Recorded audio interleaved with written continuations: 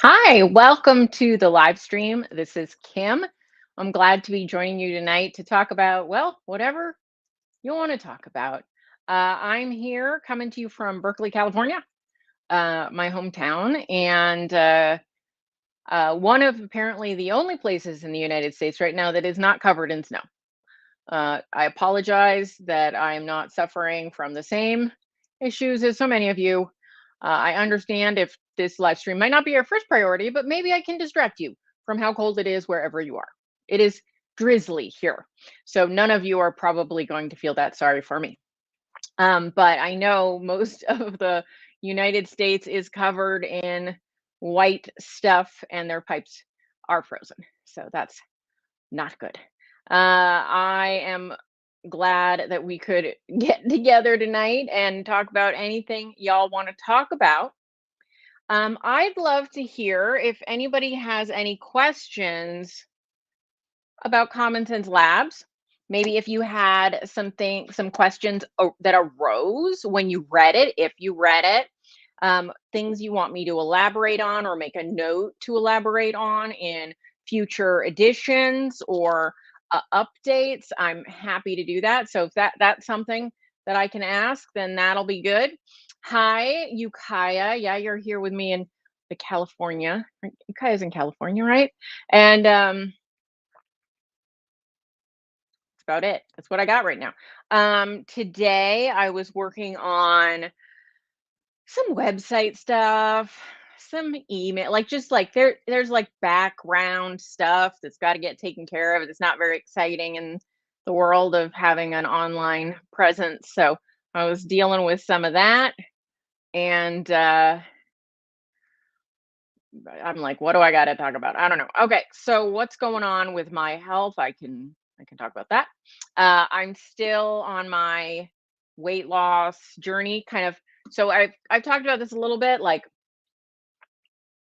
I lost 65 pounds, kind of my first round doing a bunch of keto stuff. Then I got stuck. Then I lost another 35 pounds, kind of after I had learned a bunch of stuff about the way my body worked and what might cause more weight loss over time. And then I kind of got stuck again. And that last one, really mental, right? Like mental places I was in terms of, how hard can I push it? How much attention do I want to be on maybe losing another 10 pounds when my health was already in a great place? And so then finally, kind of at the end of last year, I was like, no, I think now is the time. So I've been working on those last like 15 pounds that were like the pesky 15 pounds that pretty much just aesthetic issues, just the way that I would like my clothes to fit and my body to feel, that were not so much like health essentials. So that's where I've been. And I'm about 7 pounds down on that journey, looking maybe for another 10. And just seeing how that goes over the next few months, taking sort of a slow and steady approach this time around. Just kind of keeping my attention on it, but not trying to be a crazy person. So that's where I'm at. If anybody has any questions about that, something else, please write them in the chat. I'm happy to talk about really anything. Again, I understand that a lot of the audience today is frozen and maybe without power and not here. So those of you that are here maybe might need to fill in the gap for some other people. So what else is going on in the world? Thinking. Um,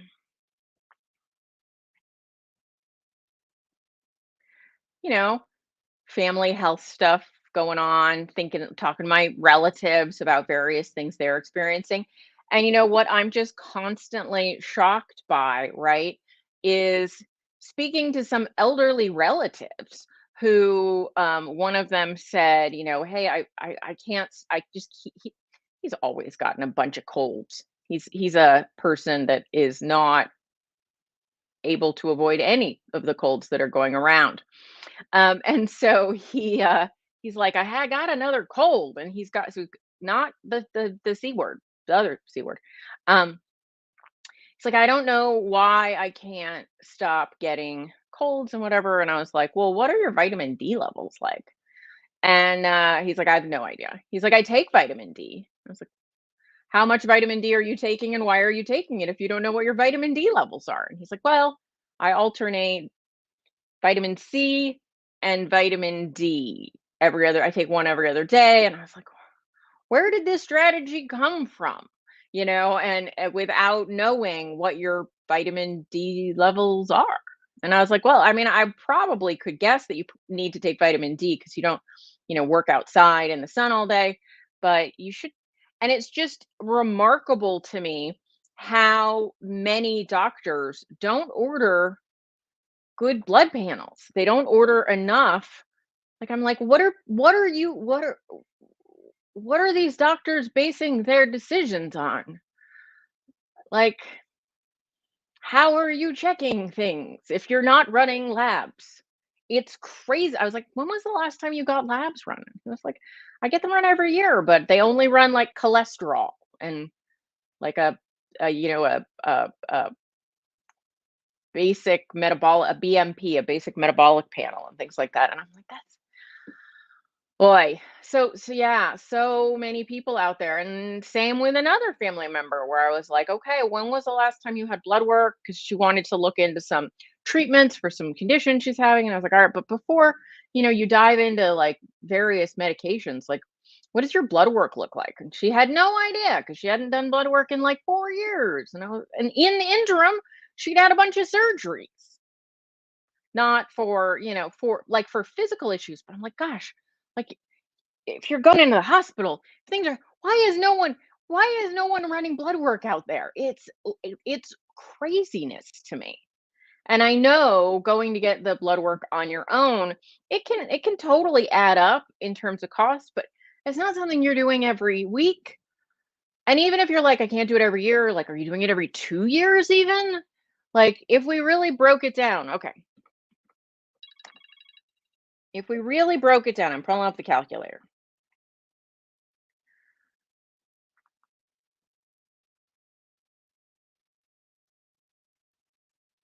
I didn't do that right. I multiplied instead of divided. So if you did, let's just say you're like, look, I don't have a lot of money, Kim. My doctor won't order these labs. Maybe they'll order some of the labs. So this cost will go down. But if you ordered like all the labs in the book, you could probably find that to be around $500, give or take. Over 2 years, that's $20 a month. If you can put aside $20 a month, you can get your, order, pay for your own, like it's like, are you going out to eat once a month? Like you're paying that.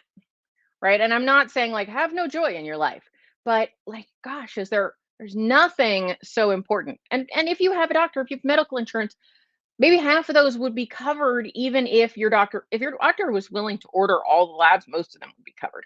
But if you can't win that argument with your doctor, like yeah, sometimes you got to take matters into your own hands and really, like if you're in good health, feel good, things are going well, you know, they're called annual labs. 2 years is better than four, right? So even if you can only afford it every other year, and maybe like you follow up on a subset every year, right? Like it is very important. Like so many health problems don't show up in symptoms until you're sick. And by the time you're sick, it's hard to fix you. But if you can catch it when there's just like early stage dysregulation, it's like a course trajectory, right? Adjustment. Like if you're, I don't know if you sail, I don't sail, but right, if you're in a boat and you're going across a very large body of water and you're off course, I know this from movies really. If you're just off course by 1 degree, by the time, 2 years later, you're off by, hundreds of miles. Whereas, in the moment, you're just shift back to center, right? You're just, "Ooh, I'm a little off. I'm going to shift." That's what blood labs are like, that you're just shifting back to center, right? And so addressing things when they're much more addressable. Anyway, Roxanne says, does the book tell us how to read labs? So what it's got in the back, sorry, that's an old version. This is the new version. What it's got in the back of the book,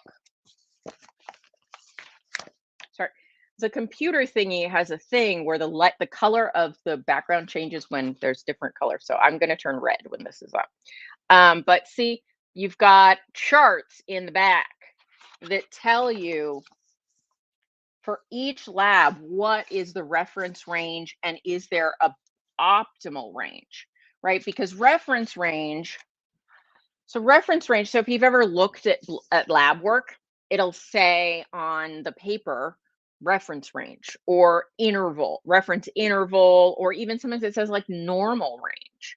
And people will often erroneously, as in not correctly, think that the reference range always means if you're in this range, you're healthy. The reference range often, not in, I'll explain the exceptions. When it's just a reference or interval range, it's just telling you what's the average for the population. So the reference range is like just telling you that most people fall in this range. It's not saying this is the healthy range. It's just saying, look, if we rounded up the population of the world and tested them, they'd be somewhere between here and here, and we're going to take off the 5% on either end. It's literally just a statistical look at blood work.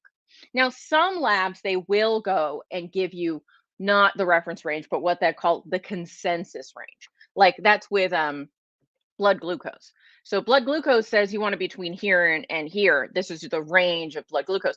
That's a consensus range. That means that they've decided, some governing body has decided that that's the range that you want to be in. So there are a few where that's been decided, but you don't want to just know what the reference range is because 90% or so, or even more of the labs are just telling you you're about average. But like, is the population of the United States healthy on average? No, no, they're not. And so you don't really want to be average when average means sick.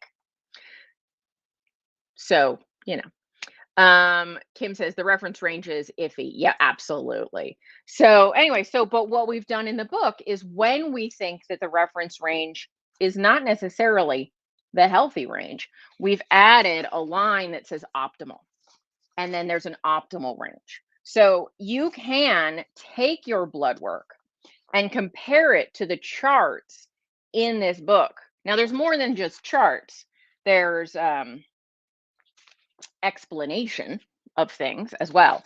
But you can take your blood work and compare it to the charts in the back of the book and determine if you're in or out of optimal range. That, may or may not mean there's a problem there, but it gives you something. You're like, okay, out of the 400, there's not 400 tests, but like when you break it down, out of the 400 things I'm looking at, there are only 3 that say that I have it. Like, are these okay? And then you can take those 3 things to your doctor instead of taking 400 things to your doctor, right? Because you've checked some levels on other things. So I just think I think it's shocking to a lot of people how much this book is necessary. And I really get the answer to why it's so necessary when I talk to various family members who never seem to get very many labs drawn by their doctor. And they have fancy insurance with like they could get whatever they wanted covered. And their doctor isn't asking for it. And the person isn't educated enough in labs to know that they should be asking their doctor for things. Because I said, well, won't your doctor order that for you? And they're like, yeah, my doctor will order whatever I ask for. You need to know what to ask because you need to know what to ask for because the doctor is not always looking out for you. I mean, like they care, but they're not always going above and beyond. Magic Bean says, is a doctor likely to be offended if we get our own labs and bring it in? I've been hesitant. Well, I mean, so I'll say it this way. If a doctor were to be offended that you got your own labs done, that's probably defensiveness on their part because they didn't do something that they should have done. And are some people out there who have medical degrees inappropriately defensive and triggered at times by being shown that they've been a little bit remiss in taking care of things the way they should be taken care of? Sure, doctors are human and some of them are going to have an emotional reaction. That doesn't mean you did anything wrong. That means they did something wrong. So I think a good doctor who wants the best for you um, will order things for you. And if they don't see the value, then you coming in with a lab work, they're not going to take the time and do what this book does, which is to say, okay, this is what this means and this is what that means. And they're not going to do that. But if you take the lab work in and you're like, I've circled this thing and I'm noticing that my insulin is 27 and that I'm aware that it should be under 6. Do you see that? Like, what can we do about that, right? Now, obviously, I just gave one example, right? It might be like, well, what's weird is my iron seems really messed up. It's way low, I just can't see a good doctor, one that you want to continue working with. If you went in and said, this lab says XYZ, and I'm concerned about it, is there some follow up we should do there? Because the other reality is, let's say they're your general practitioner, right? Your GP or your family doctor. Let's say you had a twinge of something gastrointestinal, right? You're going to go and make an appointment with a gastroenterologist. And maybe that gastroenterologist had blood work run. So doctors are pretty used to other doctors running labs, and then you go back to your primary care and are like, look, the gastroenterologist or the endocrinologist or the specialist of whatever variety ran some labs that we haven't run together, and can I talk about some of the results with you, right? That happens all the time in medicine, all the time. So they should pretty much be used to it. I just think it's approaching them in the right way, saying like, you could just say like, hey, I had some other labs run. You don't even have to say like who, why, whatever. And there are a few results that I want to talk about with you. Your doctor's it's a good sign that your doctor is not a doctor you should be seeing if your doctor gets all up in arms about it. You don't have to be bitchy about it. That's uncalled for, right? Like, why didn't you order these labs? Like, don't do that. Be like, hey, I got some labs ordered from, another source, and I have a few questions or some things that are raising concerns for me that I need to talk to you about, right? It happens all the time. And if your doctor is an unreasonable a-hole, it's good that you now have something that showed it to you. And that's not really a good sign for future help for you. Kim says it's so frustrating. The whole system needs to change. HGB-A1C needs to be annual for everyone now, starting at around age 10. Yeah, I mean, I think that we definitely need to be looking at a lot more labs, to just repeat myself, than we're generally looking at. So that's why I think, we have the list in here. Let me grab it, if I can find it quickly.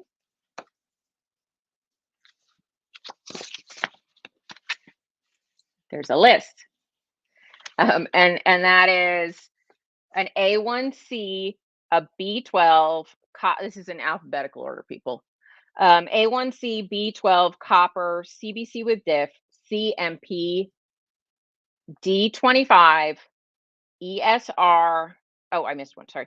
DHEAS, ESR, fasting insulin, ferritin, GGT, homocysteine, HSCRP, iron, lipid panel, magnesium, phosphorus, TSH, uric acid, vitamin C, zinc, and a urine analysis. Most doctors do a urine analysis. And so, if you go into your doctor for your annual checkup or your biannual checkup, whatever, see as many of these as they'll order for you. And then you can, in almost every state, unfortunately, New York, New Jersey, I'm sorry, not you, and maybe a few others, you can fill in the blanks by going to like a LabCorp. They're like online portals where you can order tests. And so, but it's, I'll read it again because you don't have to buy the book. I'm just A1C, B12. So A1C is your annual, not your annual, wow, your average, words, hard. Your average, it's your estimated average glucose. Now, I will tell you that about 33% of the population, their A1C is not a good measure of your estimated average glucose. So if you find that your A1C seems wrong, right? Your A1C seems strangely high or low compared to your blood glucose when you monitor it, then there's a test called um, glycated albumin. Glycated albumin. I used to recommend the fructosamine instead, but it turns out Dr. Barry clued me in. The glycated albumin is even a little bit more accurate than a fructosamine. And so glycated albumin tests specifically albumin because albumin will glycate just like red blood cells, right? And so this protein gets glycated, but it only tests it for over a 2 to 3 week period. So the length of life of your red blood cells has no bearing on it. And that's why A1C is inaccurate in about 33% of the population, because about 33% of you have a shorter or longer living life of the red blood cell. And often on a ketogenic diet, there's a suspicion that you guys start to have longer living red blood cells. So also men and women have a slightly different length. Like there's a lot of individual variation on red blood cell lifespan. So if you're like that seems weird, then I would say get a glycated albumin test. If you for what there's no reason you couldn't get that, but the fructosamine is almost as good. You don't need to get them both. B12, that's testing how much B12 vitamin you have in your system. B12 super important for your body to function properly. Copper, again, another thing. Are you getting enough copper in your diet? Your CBC with diff, which looks at blood cell health.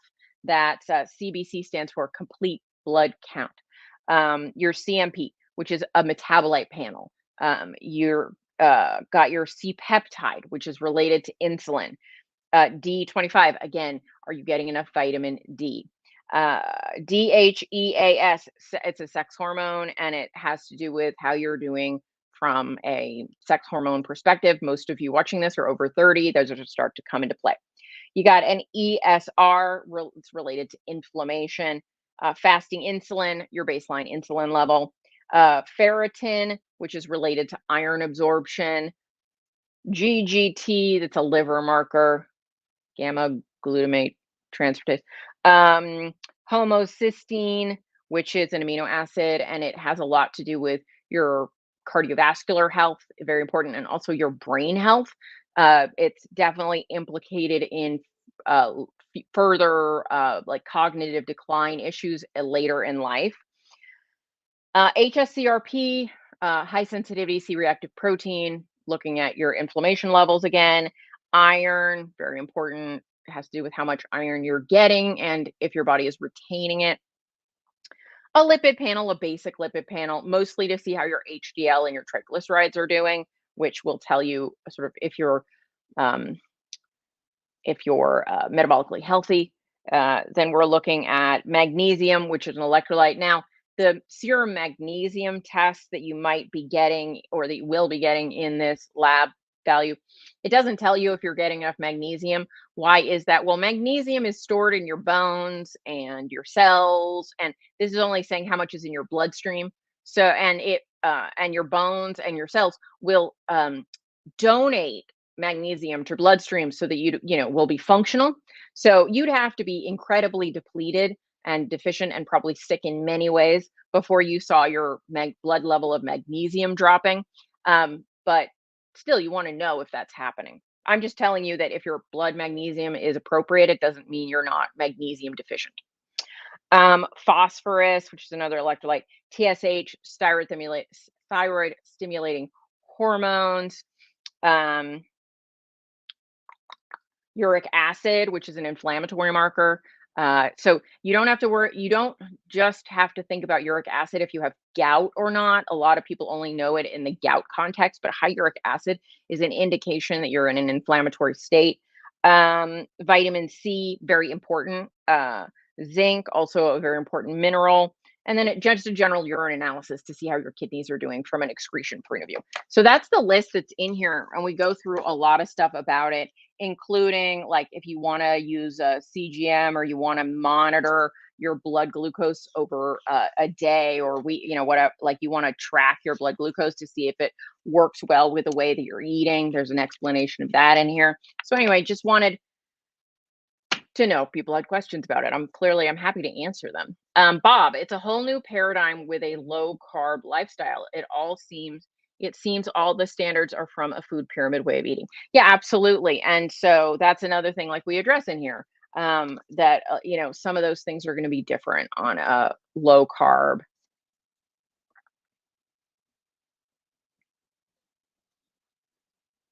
Sorry, just making a note on the sad diet versus the low carb or more ancestrally appropriate diet. Um, Nicole says, I'm seeing a trichologist to help with my thinning hair. She took some of my hair and sent it to a lab for testing. She said it will, oh no. She said it will tell her about food sensitivities.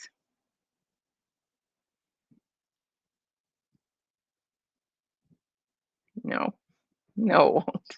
Well, no, it won't. Just no. It it'll tell you it'll tell you if you have maybe deficiencies, right? Because not across the board. Some, I would imagine potentially. I don't know much about hair studies. I could see maybe certain things are supposed to be in your hair that aren't, if they weren't there, might show up. Like you could compare, but no, it will not tell you if you have sensitivities. I would say listen to her about maybe some scalp treatments, but don't pay any money for her nutritional advice or her food sensitivity advice. No, no, don't, no. Mm-mm, mm-mm. All right. Yeah. So she's saying she wants you to abstain from nightshades, nuts, and eggs. Common things that people might abstain from. They're, low on the list of some uh, food sensitivities that some people have. Um, that being said, the best way that, like, so most of these food sensitivity tests will tell you if you've got IG in my brain. I can't remember the difference between IgG and I think it's IgG. So the ones like Everly Well and that kind of thing, those will tell you. So you begin producing these antibodies when you eat a food because every food is on some level foreign, right? We're not engaging in like photosynthesis. We're not just engaging in autophagy, right? We're not just eating ourselves, right? We're eating a foreign substance. So when we eat a foreign substance, it our body needs a way to say, oh, they come in peace, right? And so we start producing various antibodies that actually tell your body, no, this one gets a pass. This one's okay. We've eaten this before and we didn't die, right?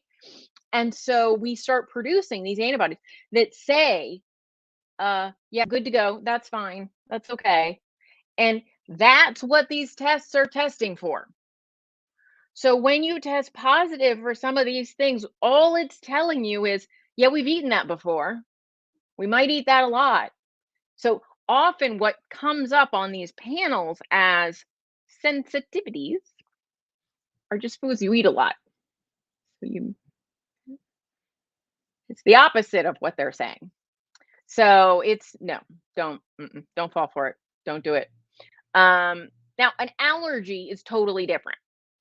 allergy is legit, and allergy tests are legit.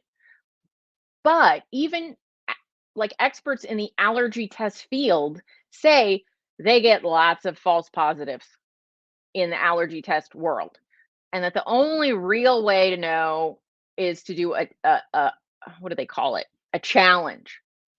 If it's an allergy, you have to do that with a doctor. Don't be like, I was told I was allergic to shellfish. Let me eat some shellfish and see if I die. Don't do that, right?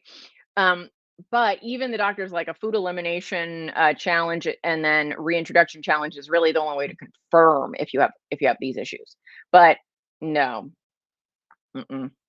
Yeah, I got one done before I knew better, like 10 years ago, and it said I was right, sorry, sensitive to a ton of things. And I was like, I eat all those things all the time. I was like, yeah, and my body knows that. So it had a reaction to them, but that's not a sensitivity. I reacted on the test because I eat it. So the antibodies are in my body. Anyway, I would say more than anything, eat the way that makes you feel good. If you feel good eating a certain pattern of foods, um, it's probably okay to eat those foods. I'm not and like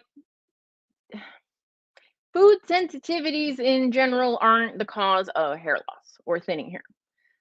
Some of the thing about thinning hair is genetic. Do you have a mom who has thinning hair in her later years? You will probably follow suit. Um, Now, what does cause hair loss? Thyroid issues. You mentioned you don't have a thyroid. So sometimes it is very challenging to keep your thyroid in the appropriate level.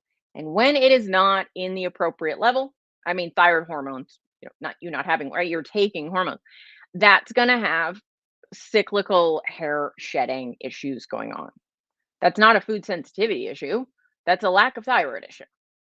Um, Now, can food sensitivities cause your thyroid to dysregulate? Yes. If you have an autoimmune condition where certain foods are causing you to react to, you know, in an like cause autoimmune issues, then yeah, cutting out those foods can be very helpful. But those tests aren't going to tell you that. Um, Other things that can cause hair loss: lack of protein, not getting enough protein, having too much stress, uh, menopause. Perimenopause, by the way, starts in your 30s. We're like we're in a perimenopausal hormone fluctuation, all that kind of stuff. So, are some people, Roxanne just says, I was told I was allergic to eggs, right? Are people allergic to eggs? Absolutely, especially egg whites. But they will cause symptoms, right? Like my friend Siobhan is allergic to egg whites. She's actually managed to reverse some of that. You can check Siobhan Huggins out about that. But she would vomit when she had egg whites. That's a clear indication that egg whites were not agreeing with her, right? So you don't silent food sensitivities, not so much a thing. Now some are subtle. So you might not notice or it might get mixed up in other things. So that's true, but um yeah, but those tests aren't going to tell you. The only real way to know is a food elimination reintroduction period of time. If you're like, all right, the other thing is a lot of these food sensitivity tests will tell you you're allergic to beef. Not allergic. I keep saying that, sensitive to beef. And they're almost always redonkulous, just totally redonkulous. So, yeah. Anyway, I don't have enough bad things to say about these food sensitivity tests. Do people have food sensitivities? Yes. Do these tests help you with that? No.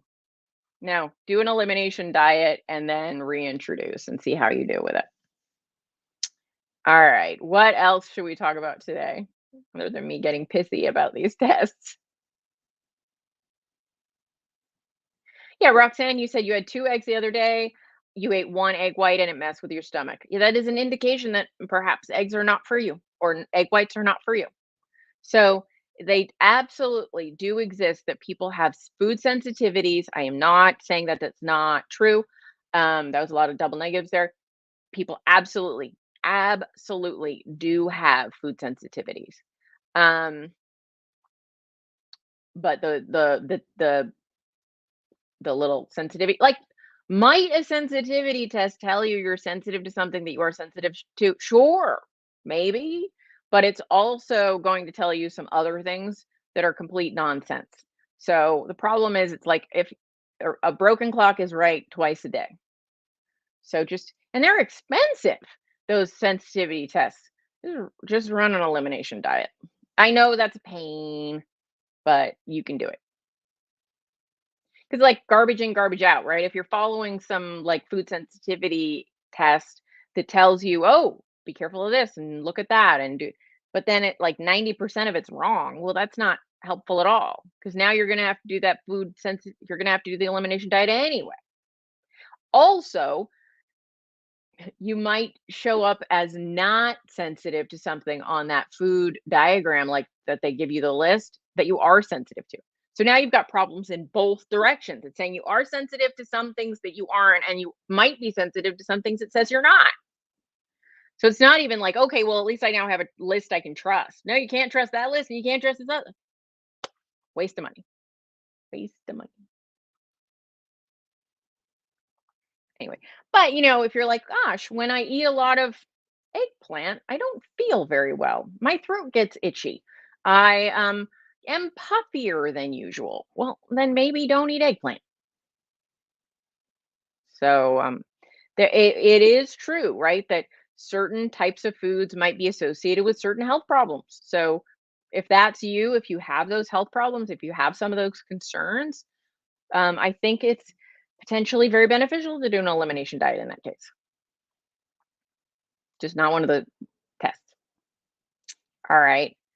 All right, guys. That is, I think, what we have to talk about for today. So why don't we'll call it a night. And oh, Kim, raw pineapple burns my tongue. Well, that's an interesting one.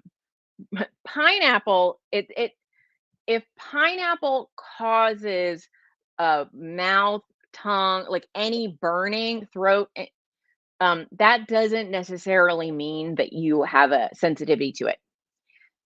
That's what pineapple is supposed to do. I know it's crazy. Some of us are, I mean, I guess you do have a little bit more of a sensitivity, but it's not the kind of sensitivity that indicates that your body is having a systemic reaction to it. There is an enzyme in pineapple that causes uh sort of like, when you marinate meat in certain set, like vinegar or whatever, it partially breaks that meat down, like it tenderizes it. The inside of our mouth and our tongue are kind of meat. We are made of meat. We are wearing a meat suit. And inside of our mouth and lips and tongue, it doesn't have this sort of harder layer that our, I guess it's our epidermis, this outer skin. This is more sensitive skin. So the that enzyme is pineapple, and pineapple is actually tenderizing your tongue and your mouth. So it's just like if you put pineapple juice on meat, it would cause that enzymatic breakdown of the meat, is doing that to your mouth. So that's why pineapple causes burning inside your mouth. Some people are a little more sensitive to that than others. So, there are some things I would say that don't eat a ton of it all at once, and maybe have a glass of water to rinse your mouth out as you're eat. So, like, eat a piece, eat a couple pieces, and then, like, do a rinse and spit, or a rinse and swallow, whatever. That may help a little bit, but yeah, it's breaking down your mouth. That's what it's doing. Um, Kathy, mostly you eat a little bit of cheese, heavy cream, drink water, a few nuts daily, and sometimes a few berries. That would be considered ketovore for sure. Yeah, yeah. Ketovore is like, I think, uh, uh, Nisha says, it would, like, you're averaging around 10 grams of carbs a day, maybe on ketovore, and that, like, maybe a good number of your meals are more carnivore, but you use, like, vegetables and fruits as a, like, little condiments, right? Like a little pickle here, an occasional small serving of veggies, a little few berries, a nut or two, right? Like, yeah, that sounds totally ketovore to me. All right. All right, guys. I will see you next week. Bye bye.